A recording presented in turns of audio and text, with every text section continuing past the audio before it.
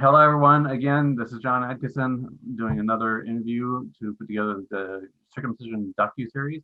And today I have Dr. Christiane Northrup with us. Dr. Northrup, please introduce yourself and let us know how you're involved with the genital autonomy side of Right. By trade, I'm a board certified obstetrician gynecologist. So as soon as I was an intern, I was taken into a room with all these little baby boys on circumstraints and told, okay, now you need to learn how to circumcise them. And that was in the 70s. And I was told by my mentors, don't worry, they don't feel it. The medical student beside me fainted dead away as we started. And the little baby boy started to make that cry of agony that you only hear when someone is in pain. But it wasn't until, I believe, the 90s, maybe the late 80s, where the New England Journal of Medicine actually came out with an article saying babies had what's called nociception, meaning pain fibers. Believe it or not, the medical profession did not believe that babies feel anything. I mean, that they're blank slates, they don't remember anything, they don't feel anything, you can do anything to them you want. In fact, I was having dinner with a pediatric cardiologist friend the other night, and he said, the things that we do to children, if parents did that to children, then they would be called out on it. So circumcision was something that I did as part of my job. Starting in the early 80s, I began to find out more about it. And so I began to give parents what we would call informed consent, that this doesn't need to be done. And that there's this myth about we have to keep it clean is a complete myth, because the prepuce does not retract naturally, many times till age 6 or 7. And when you forcibly retract, that's how you create the adhesions that form phimosis that then require the procedure later. Because everyone says, well, we better get it done now because it'll be too hard later on, as though God made the male genitals wrong. God made them wrong. You know, that skin shouldn't have been there. So I began to question it. I had such a hard time talking anyone out of it in the early 80s, because when I did, they'd come home 3 days later, they'd come back and say, no, we want it done. And the men were often the ones pushing it. I've been done. I want him to be like me. The mothers who agreed with me, you know, when you're postpartum and you have a new little baby, you almost need to put your body between the doctors and your baby to protect your baby. And my friends at the time who kept their sons intact told me how they were shamed, they were ridiculed, all the stuff they did to fight for their little boy to be intact was astounding. And what's astounding to me now, looking back, I could no longer do that procedure if you held a gun to my head. I'd say, shoot me, go ahead. But at the time, this is what we did. This is what everybody did. I tried all kinds of different anesthetics, by the way. You know, I tried to inject lidocaine and all of that, but that didn't work very well. And even if you could do this painlessly, you've still amputated 40,000 nerve endings. You've also amputated the protective sheath over the glands that keeps the head of the penis very, very sensitive, and also makes the organ far more functional for sexual intercourse because of the anatomy of the female rugae in the vagina and the foreskin or the prepuce. What I tell people about retraction is it's a kitten's eyelids. You don't retract, you don't open a kitten's eyelids forcibly. There's a mucous membrane there that will go away, and you're taking mucous membrane, change it into a squamous epithelium, and eventually that will go away on its own. So it's been a long process of me watching the culture wake up, because when I started this in the late 70s, early 80s, about 95% of males in the United States were mutilated. And then it's now down to 60%. So the arguments that we used to use, well, he needs to match everyone else in the locker room, he'll be made fun of. That's no longer the case. We have way more intact males at this particular time. Now, what we do have, according to some of my community members, we have a whole group of women who've been brainwashed into thinking that the mutilated member is better. It looks better. It's more desirable. They have no idea about that. They're culturally conditioned too. If that's all they've seen, it's kind of like seeing an alien for the first time, you know, real life alien, when they see, you know, the one that's not mutilated, right? That's exactly right. Yes, yes. Yeah. Well, thank you so much for coming on here, and I really appreciate the medical view of this. And I understand that you are also part of Doctors Opposing Circumcision. I did listen to you on Amanda Gorman's Finding Your Village podcast just yesterday. That was great. Right. I actually happen to have worked quite a bit with John Geishiker at Doctors Opposing Circumcision. Wonderful man. I mean, what a wonderful man, you know, and then he came up with that sticker for the diaper, you know, I'm intact, don't retract. And you know, again, it astounds me that a mother who just gave birth would allow this procedure. It would, if Jewish people are questioning it, the bris even, you know, circumcision.org, that, you know, Goldman's website. Yeah. They're now doing other, you can have a bris, you can have a ceremony for your religion that doesn't involve cutting off a God-given part of one's anatomy. And you can go out to britshalom.info to find a whole list of people that will do the non-cutting bris or Brit Shalom. So. Oh, that's great. What's it called again? What was that? britshalom.info. Thank you. Thank you. Absolutely. Okay, good. There's so much to learn in this movement. It's just mind-boggling. So just a little bit about myself. I'm a cut dad of 2 intact teen sons. So I've when I first got into looking into this, I was kind of like a lot of those guys that like, well, what's wrong with it? You know, how's it bad? I mean, they wouldn't be doing it if it was so bad, right? So I've had a lot of years to study this and figure it out. And through my advocacy, I've really noticed that men still have no clue what they're missing. Personally, I don't have a direct connection with that. I haven't even been able to successfully do any kind of restoration work myself. So I don't know what it'll be like directly, what it's like, but I have spoken to hundreds of men that have restored, that are intact, and even some that have gotten cut as adults. So tell me what, I'm very interested in this. I was talking with Rashid Buttar, and he was in the Army, and at one point was deployed, I don't know where, you know, Iraq, Syria, whatever. And a lot of the men had been out in the desert, you know, for weeks, no water, all of that. So he told me that he had to do a lot of adult circumcisions for that reason.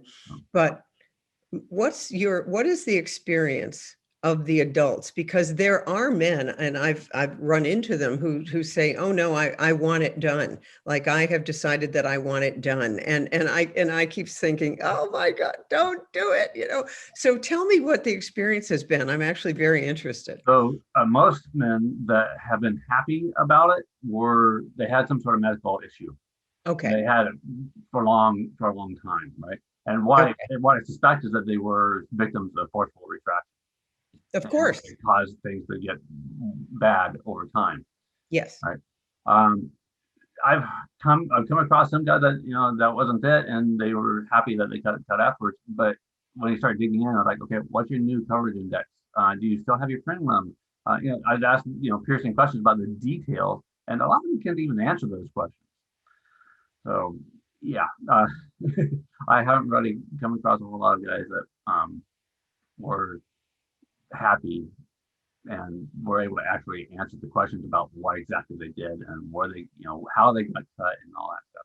So that's part of what I'm doing here is I'm trying to, through my videos, trying to explain and show the physical attributes of how the intact penis works and do Yeah. it in a way that YouTube will allow me to keep Yeah, talking. right, right, exactly, exactly. Uh, Yeah, yes. one fellow advocate for genital autonomy actually showed a dildo one time on YouTube, and she got in trouble for it. Oh, yeah, that So would not work. Yeah. yeah, yeah. So you got to get us out to the general public somehow, without and in a way that people are wanting to look at it and all that. So I I purchased actually 8 of these, and 7 of them ended up going out to fellow advocates so they can explain to people how things work and all that. So you can see it has a retracting, Oh, and that's a very good way to that do it. unfolds. Yeah. Yeah, yeah. If you were to look at one of my other videos, I actually have I take a finger from a rubber glove and stick it on my finger and then double it up and show another way of how it works. So gotta get creative here, right? Yeah, no, no, you do. One of the things that I did once is a tennis ball and a tube sock. Okay. So you can, you can just show the collar around the tennis ball Mhm. and then, show how that works. Yeah, But it's interesting to me, American pediatricians do not know what an intact male is as an infant. They don't know.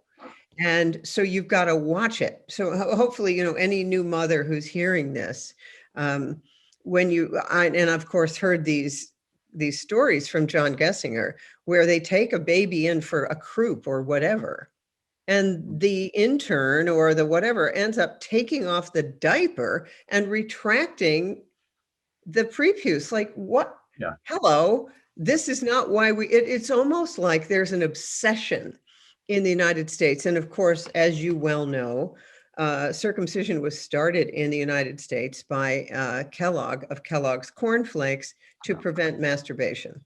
yeah, And on girls, he poured carbolic acid on the female genitals. yeah. And he said that did quite a good job of keeping their hand. It's like, this is so horrific. The child abuse. It's, we call female genital mutilation what it is. Yeah. We don't call male genital mutilation what it is. And the American Academy of Pediatrics still hasn't come out against it, but I just saw what they were doing with this COVID injection, the COVID inoculation. They rewrote the Bill of Rights. If you've had the inoculation, you can get together with others, you can travel, you can, it's like, wow, you just rewrote the Bill of Rights. The American Academy of Pediatrics is just a trade organization, frankly. Exactly. So I don't trust anything they say. And then there was the wonderful Bill Gates situation in Africa, line up all the African males as a way to prevent AIDS, and that research is bogus, Yeah. completely bogus. I looked at one of the studies directly myself. I don't. I'm surprised they call that science. Yeah, yeah, exactly. So what made you actually get into this? Because it takes enormous courage, given the denial level of the entire country and men. Uh, it was shortly after I watched the American Circumcision documentary, written put together by Brendan Marotta, that I realized, in so many years from now, I'm going to run into a guy that is going to be like me, very unhappy that he was cut, and I'm going to want to be able to say, well, back then when you were born, I was fighting for you. I was speaking out. I was trying to educate people about the harm of this, and and that's when I decided I just threw everything aside. It's like, what, if people don't like me for this, for whatever reason, I'm okay with that. I'm more worried about the next generation. I would like to see an end to all genital cutting of children without a medical need. And a lot of people don't even realize that it wasn't that long ago that female circumcision little girls was a thing. Oh, it still is. It still is. Oh yeah. Well, I mean, in the United States as a routine sort of thing in hospitals. Yeah, it's technically, or well, thought to be illegal now, but that's a whole other yeah, right. Except it's topic to happening. talk about. Yeah, it's happening in some of the faith communities. Yeah, it's happening. Yeah.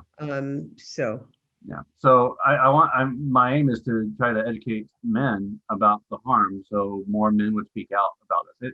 There are actually lots. I could probably find more men complaining about this than you could probably find women complaining about female circumcision, honestly. Um, but unfortunately, it seems like we need to get more men to complain in order to get this to come to a stop.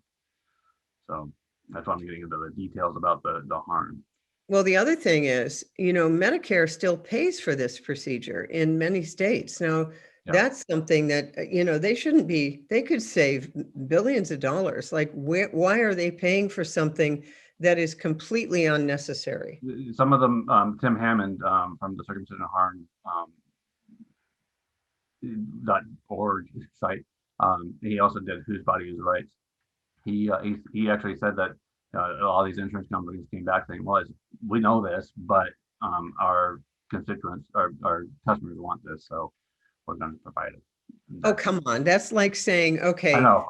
we really want breast implants, so we should be covering it. I mean, just stop and then see what would happen. Because when it hits their pocketbook, Yeah. Yeah. I mean, So, that's the dumbest excuse I've ever heard. Oh, no, women really, they want their cellulite removed. Let's cover lipo. Come on. This is crazy. John Geisler, and even in the documentary, they talk about the acropostulum is what they used to remove. Is just the part that was at the end of the penis. They didn't like remove the entire prepuce, right? And I think you've used various tools yourself, like the Plastibell, Gomco Clamp, Mogen Clamp. Used them all. The Mogen, the Plastibell, absolutely. The Gomco, yep, Gomco Clamp, yep. Yeah, and those different tools actually have a different parts, right? Because again, this is double fold of tissue. So if you just pull it forward and cut out here, then you end up leaving the frenulum and all that stuff, right? And the inner mucosa. And yeah. It might be TMI, but that I believe I was born back in '70. So I'm 50 years old. I'm pretty sure that's how I was cut. They used probably a Mogen clamp. Yep. Yep. So I have inner mucosa and stuff left over. More and more, what I'm finding out is the younger generation work out with the Bell methods, where they. Oh, definitely. Yeah.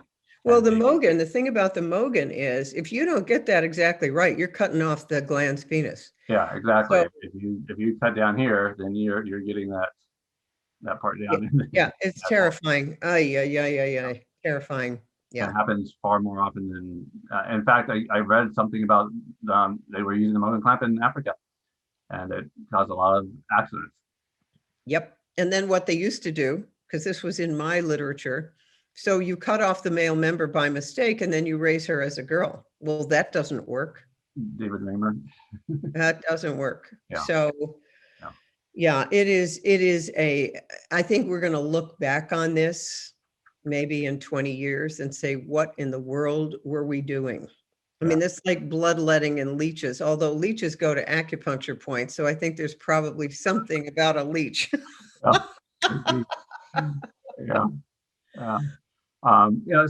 they did the Sorrells study, and it's been quite a few years since it was done. And even the AAP knew about the Sorrells study, and it seemed like they kind of ignored it. But I don't know why we need to do a Sorrells, do a study to identify that this is sensitive skin, right? It is highly innervated, just like you said. It's thousands and thousands of nerves. And is vascularized. It's not like clipping fingernails or cutting hair. You're cutting off a body part, and it doesn't grow back, right? Even the Bossio study, even as much as Jennifer Bossio was, said something that didn't quite jive with her own study, but it identified that yes, it's sensitive tissue. And here's the thing. All you need to do, now remember, the more educated you are in Harvard, Yale, whatever, and it's almost though the less intuitive knowledge you have. And so you get way out here on the intellectual knowledge without the intuitive knowledge, the sort of mother bear wisdom. And so the attack surface for propaganda is way bigger.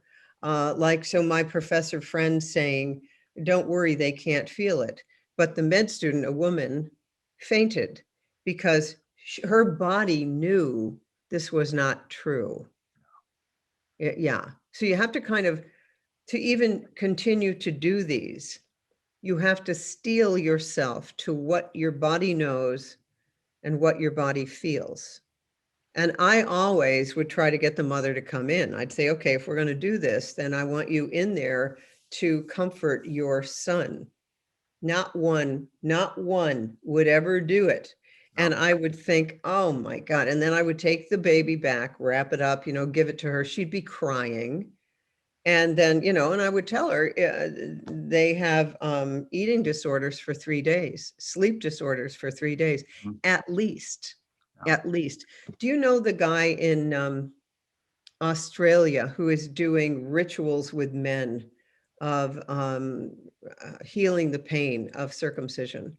Very interesting, where men sort of relive it and then come back into a more intact self. But here's what I noticed: the body never lies. So you ask a man, does he remember? And he will stamp his feet. He'll tap his toe. He'll take his hand and he'll bang on the table. Nope, I don't remember. And meanwhile, the body is doing all of these things. Yeah, he remembers. The body remembers, and it keeps score. And I know the reason why the mothers wouldn't go in, because they knew somewhere deep intuitively, you want to give this guy a deep distrust of women, have the mother subject him to this. I had a colleague who did circumcisions in the delivery room to get it over with. Now that's a nice welcome to planet Earth, don't you think? Yeah, it's horrible. Oh. Yeah. And I don't think of it just as distrust of women, just distrust of the world, period, of humanity. Yeah, right. That's right. No, we keep the way we are born, the way we take care of our newborns, set the stage for everything. Yeah. And when you do this to them, even the cord clamping, when a baby's born, the most profound changes between the heart and the lungs and the circulation take place. So the cord should be allowed to continue the oxygenation to the baby while those profound changes are taking place in the heart and lungs, the closing of the ductus arteriosus and all of these things, so the baby's switching to breathing air, but it has a backup system, the umbilical cord. Mm-hmm. So when a baby's born and you just clamp the cord, it's like, okay, breathe. We do things to babies that are horrific. Right. And I spent my career trying to bring that to people's attention. Yeah. So in many ways, we're better than we used to be. There's a lot of delayed cord clamping now and putting the baby on the mother's abdomen. That was anathema when I started to do it. Yeah. And as we said, it's only 60% of newborns have genital mutilation. I think we should just call it what it is, genital mutilation. I mean, that's a start, but boy, that's, in my mind, that's very slow progress. That's way too slow. Yeah, for me too. Yeah. Anyways, that's why I'm trying to escalate this.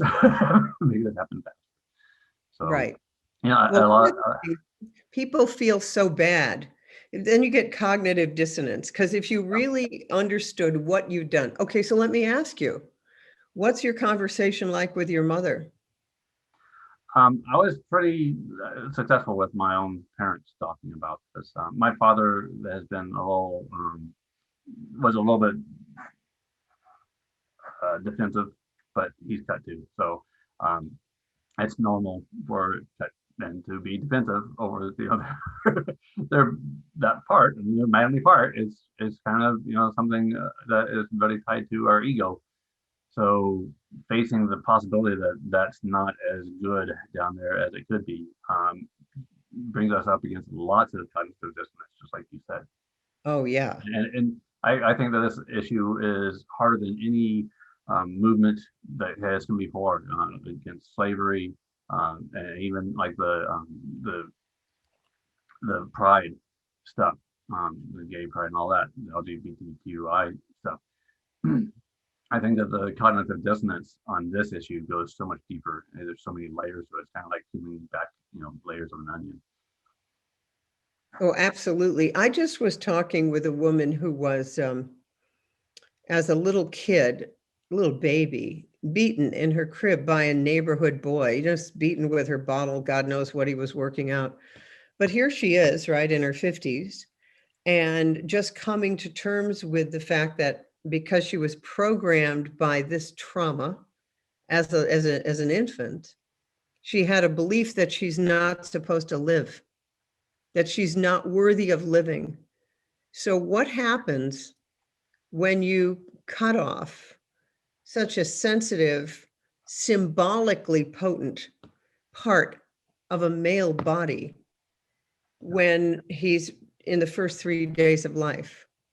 What happens to his sense of self, his sexuality, his own sovereignty? I mean, that's a huge damage. And now tell me if you know this study. I've never been able to find it, but it was a study done in the Army where they found that circumcision actually adversely affected some of the areas in the brain. I heard that that was done in Canada, Okay. and they were told to basically bury or destroy the evidence. And as far as I understand, it was like an MRI that was done, or Yeah, something. yeah, and they were trying to do a study of both intact as well as cut boys, and they quickly realized that it was torture and they had to stop for ethical reasons. So I don't know why that wouldn't be enough to stop cutting all boys or all children into genitalia, but Yeah. So who knows for sure? I haven't been able to find anything solid myself. It's just, Yeah. Well, this sort of thing gets hidden.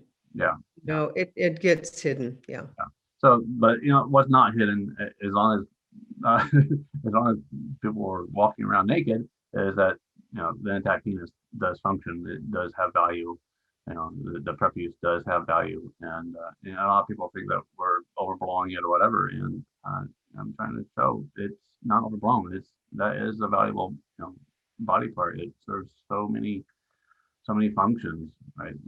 Like dealing with the friction, and just like you were saying about how the intact penis is designed to work with the vagina, for better. Yeah, it is. The entire female erotic system, women have just as much erotic erectile tissue as men, but it's all inside.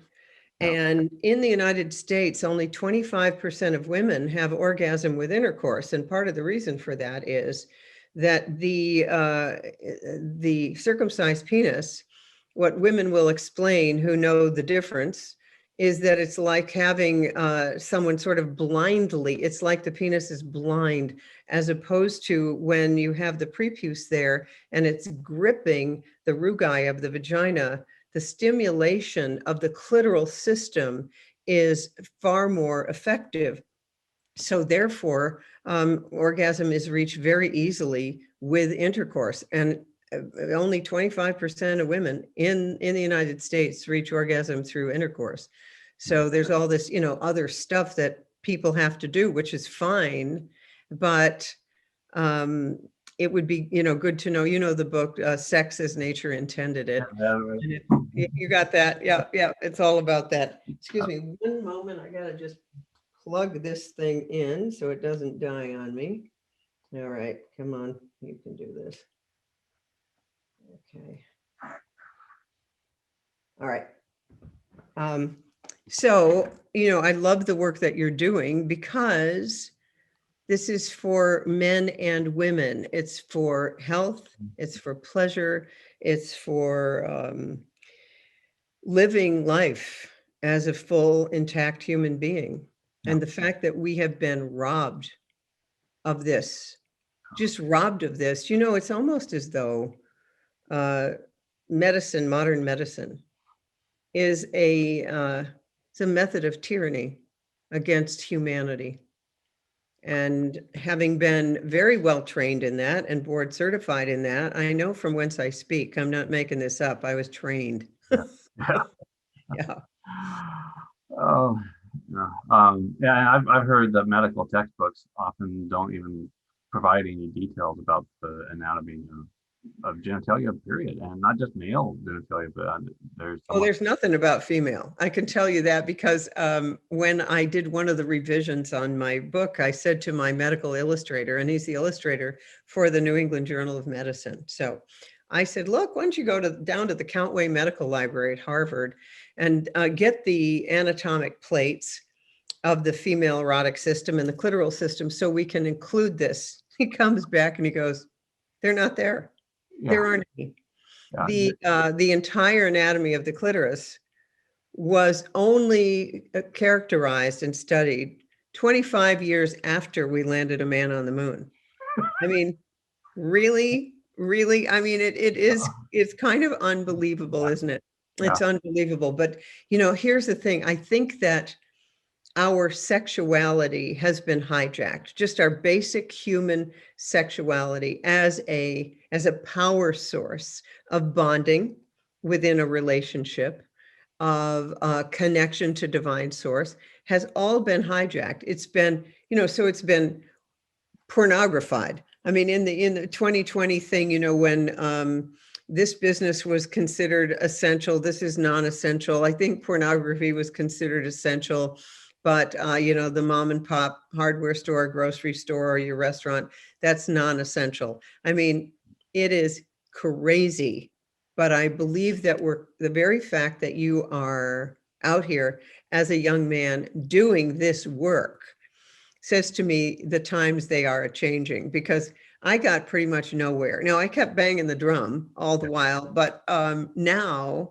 and I've realized that about so many people who are pioneers, we're often 20 years ahead of where the mainstream culture is. But now with social media, with all of that, we have the ability to get the word out, but still women, when they're in there for their prenatal care, they're given a consent form for circumcision. It's just the consent form is right there in the packet of information. Like, maybe you get your ultrasound at 18 weeks.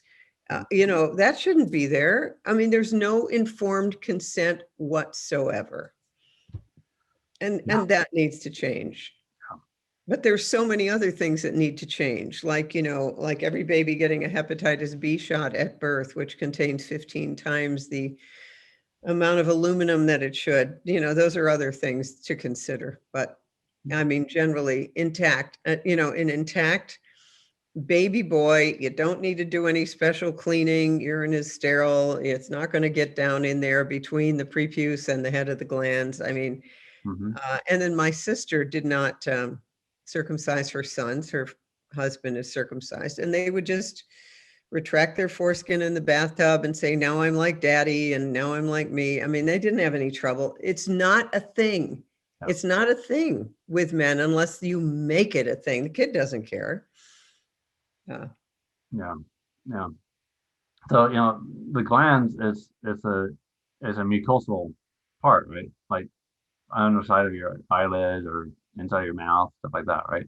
I've done this one picture that's out on the internet where I stuck my tongue out and said, well, if I left my tongue out for a long period of time, it would dry out and get jealous and all that stuff. Much like the glands when it's exposed. It happens to boys when they're really young, so they don't know a whole lot different than they get older, but still is the fact. Yeah, it gets keratinized. It gets squamous epithelium. It's like calloused. Yeah. And in traditional Chinese medicine, by the way, you know how with foot reflexology, every organ in the body is mapped out on the feet. So a good reflexologist can do a treatment and actually treat your entire body. We know the entire body's mapped out on the hand and the entire body's mapped out on the ear. What we don't know is there are reflexology zones on the penis, and the tip of the penis, the glands, is the heart, is the heart. Really? And the Wow. cervix in women is the heart. So so with sex, it's heart to heart Yeah. in the lower heart area. Mhm. So think of what you're doing to men. You're hardening their heart. Yeah. Yeah. People wonder about toxic masculinity and stuff like that. Yeah. Yeah, exactly. Because the truth is you have little boys. Hmm. You know, I can tell you, little boys are more sensitive than little girls. They are more, their hearts are right out there, and then they get slammed so early. A little circumcision doesn't hurt. And so their sensitive nature, their hearts get hardened, get, very, very early, because men have they're very vulnerable, way more vulnerable than women. And we don't notice that. Now, what men are good at that women are not good at, men are very good generally, if they're right-handed especially, at compartmentalizing their life. So if you're talking to a man who's fixing something and you're asking him about, hey, are we going to go out with the Smiths, or should we go? He's not going to hear a word you said, because he is focused on the thing he's doing. And women need to understand, men are not women. Despite the current administration that says, there are 69 genders, get out of here. No, no. I mean, there's a continuum, but in general, when a man is focused on the task at hand, men can do one thing at a time, generally speaking, and they're good at it. Women can think about 4 to 5 things at the same time. It's a difference in their brain. But let's be clear, that has nothing to do with being sensitive. It has nothing to do with the heart. It just has to do with the fact that the male is to protect and serve. And to protect and serve, he's got to be aware of the perimeter, and he's got to be focused on the task at hand. The woman has to be tuned into the baby, to the dinner, to the whatever it is. And by the way, that applies even if she doesn't have a child. That applies in the workplace. When women get stressed, we do this tend and befriend thing. We call up our girlfriends, we get together, or at least we did before this COVID thing. And so what men need to be healthy is they need nurturing relationships.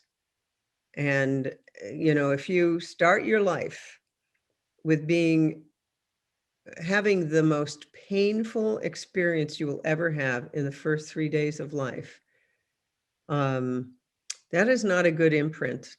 Yeah. It's not good programming. And so thank you for your work in doing something about it. Appreciate it. Yeah. Appreciate hearing that. Yeah. Yeah. So, one of the things that men are missing is, they're missing out on that rolling mechanism, right, from that double folded skin, and they're missing out on that lubrication. Yes. Men That's are the other. supposed to be lubricated too, not just women, Yes. right? So Mhm. maybe not as as much as the vagina, but it's there, and it's there for a reason. And I did a video again. Took a little rubber glove and took the little double-sided tape and stuck the rubber glove onto my hand, and then just doubled it up. So the tip of my finger was acting like the glands. And if I were to try to to stick it into my fist, it's like you can feel right away how it's dragging. Right? It's got friction, is pushing up, but then you double up that skin and make it like a foreskin, and you put a little Vaseline on it, and it slides right in real easy, right?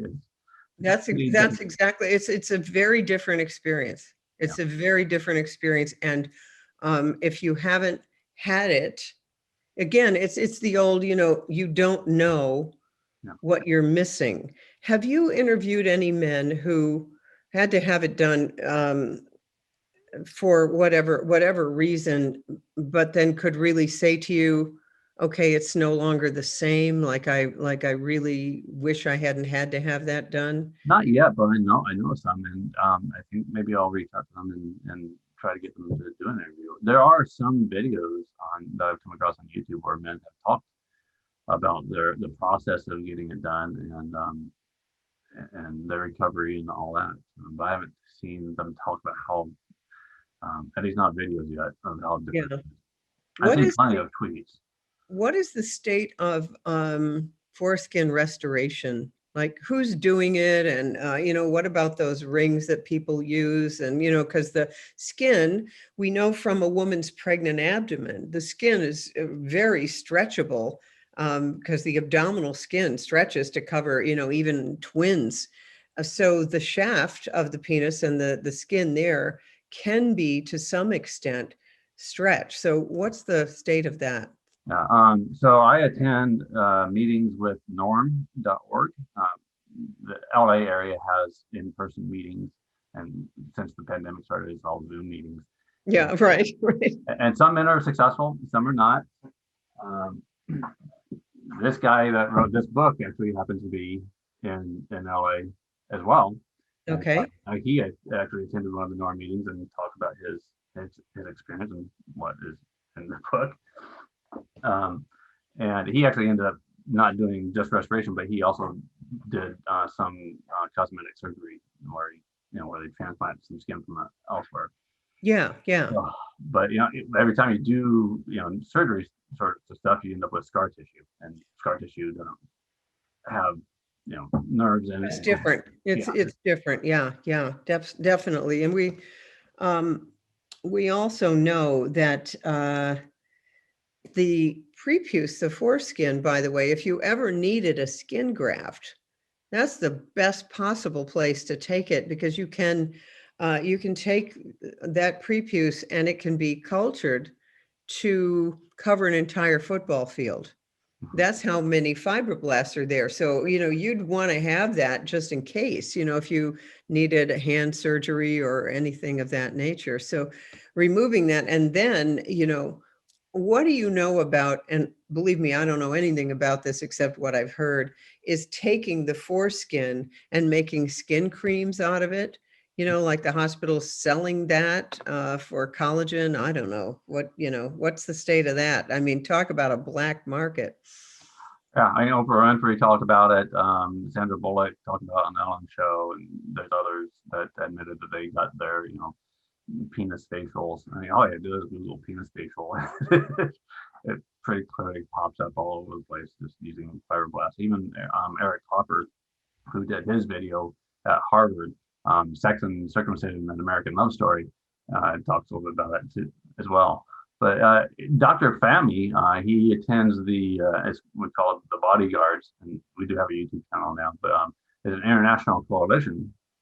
Our main focus is about sexual mutilation, but Dr. Fahmy, he wrote a book on keeping the prepuce and all the many ways and reasons why you might want to have it later on.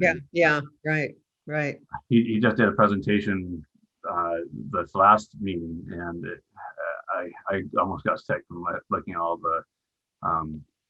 the horribly harmed boys that got cut badly and ended up having horrible issues. But yeah. Yeah. Well, people don't realize that many times in these big city hospitals, I mean, it's the interns who do all this. The baby needs to leave on day 3 or day 2 or whatever, and they just line them up. And there's not really good training for circumcision. It's like, well, just get it done. So I've seen horrific things. Yeah, there's no regulation. There's no there's nothing that says how hard you pull up on the No, there's skin, nothing. up into the bell or up into the Gomco Clamp or whatever. You have no idea how much you're actually removing and how you're going to affect that boy when he grows up. That is correct. So you don't know. I've heard of butchers cutting out the frenulum. This actually tries to show that. Right? They'll cut totally remove the frenulum. And I've heard of guys that have that missing, that just they can't have orgasm. Period. Oh. So yeah. Yeah, which is, by the way, orgasm is you need to think of it as a reboot of your electromagnetic system. It's just a reboot. Um, but sexuality in our culture has been so hijacked. I mean, it's just so hijacked. What is the internet? 40% porn by surface area? I don't know. I Uh-huh. mean, it's crazy. And we know that porn addiction is an enormous problem in intimate relationships. Because when you're with a real person, Yeah. it's not the same as that complete overstimulation of the dopamine pathways and all of that. So people who are addicted to porn also then later, I mean, we have an epidemic of young men unable to get an erection in an actual relationship. So we got a long way to go in our culture here, but I think we are making progress. The fact that you're even talking about it. Yeah, I just hope to keep the conversation going. I think, even though I run into people all the time doing everything they can to defend these general cutting practices, and even including female circumcision practices, um, it it keeps the conversation going. As long as they keep coming, trying to defend it, it keeps giving us more ways to educate people. So Well, they're only defending it because of cognitive dissonance, because if they allowed themselves to know exactly what they were doing, yeah, they would not be able to deal with it. I really believe that. It would be, oh my God, I didn't know. And now I know. And, with cognitive dissonance, it's very painful to have a belief and the reality not match. So people will do kind of anything to uphold their end of the belief, even if it's wrong. yeah, They'd rather be right than to feel that cognitive dissonance, like, oh God, I was wrong. I wish I hadn't done it. But we're better than we used to be, because whenever I used to bring it up, like say on a Facebook mhm, talk, the number of people leaping in to shame me and defame me and was enormous. Now that doesn't happen. Now what you get is the mothers coming in saying, I wish I had known. I wish I had known. I never should have done it. It's very different than it was even 5 years ago. yeah, yeah. So we are making My progress. wife and I are very thankful for people like you that have been trying to educate everyone, because we were on the 11th hour when my first son was to be born, and we were going along with OB at the time uh, that basically just asked her the questions and didn't offer any information. Nothing. Yep. I get it here. Okay, sure. Yeah, go ahead. Yeah, that's it. So casual. Yeah, Like this is like, here's a cup of coffee. Do you want cream? yeah, I mean, it's yeah, that nuts. yeah, And you get carried away in the flow. It's like, oh, you sent out your wedding invitations and you bought the dress. So even though it's feeling like maybe this isn't the guy, you've already invested. yeah. And you just go along. And postpartum, women are so vulnerable. They can be talked into anything. Yeah, and if you look at the history of how things ramped up for male circumcisions on infants, it parallels with the medicalization of birth, right? Yeah. It kind of goes along with it. It's like, you want pride Yeah. with that? Do you want a circumcision with that? That's right. Exactly right. That's exactly right. Oh my God. Oh my God. Became a salesman. Yeah. Yeah. So as an OB, I don't imagine you did many repairs of circumcisions or preputial amputations, is what I like to call them. No, Um, absolutely. No. We only did the damage. We didn't do any of the repairs. so that went to the urologist. So, That's exactly, yes, exactly. and I've heard of many complaints, including my own, about how things don't work the way that they would have if I had all my prepuce or any of my prepuce. For instance, I have hairy shaft because since I don't have the skin to unfold down my penis when I get an erection, instead it's pulling on the skin that's down below, right? Yes, You were yes, talking about stretching, like doing restoration. Well, the challenge with restoration is most of the restoration devices try to pull up on the skin, right? They'll grab a hold of the skin and pull it up using the glands as a counter. right. Well, the scrotum goes up Oh instead. God, So, that's true. Yes. so you're not really, Yes. what you need to do is you need to have two things that are pulling this way. Yeah. Right? And especially for me, when I have so much intermucosa, I only want to stretch my shaft skin. I don't want to stretch the intermucosa. I'd like to have my intermucosa up on my glands, but I want my shaft skin to be separated. So I only Yeah. have a little bit of shaft skin between my intermucosa and my scrotum. So my Right. scrotum comes up onto my shaft, and thus my shaft is hairy, right? Because I have a hairy shaft or a hairy scrotum. Yeah. Also, at least when I was younger, before my scrotum stretched out, my scrotum would get so tight, and you can go look at this in porn if you want to. You can find this in many cases. The scrotum pulls up on the testes, and the testes end up on both sides of the scrotum or of the shaft, right? And for me, it would get so tight sometimes that one of my testes would pop inside of my body, and when that would happen, I'd have to stop having any kind of sexual activity Oh yeah. until I could relax things. And I would like I learned how to have like a half erection, right? Where it's powerful enough to have sex, but not the full on powerful. Yeah. But Yeah. I was still able to get to orgasm with a half Right. not Right. fully erect penis.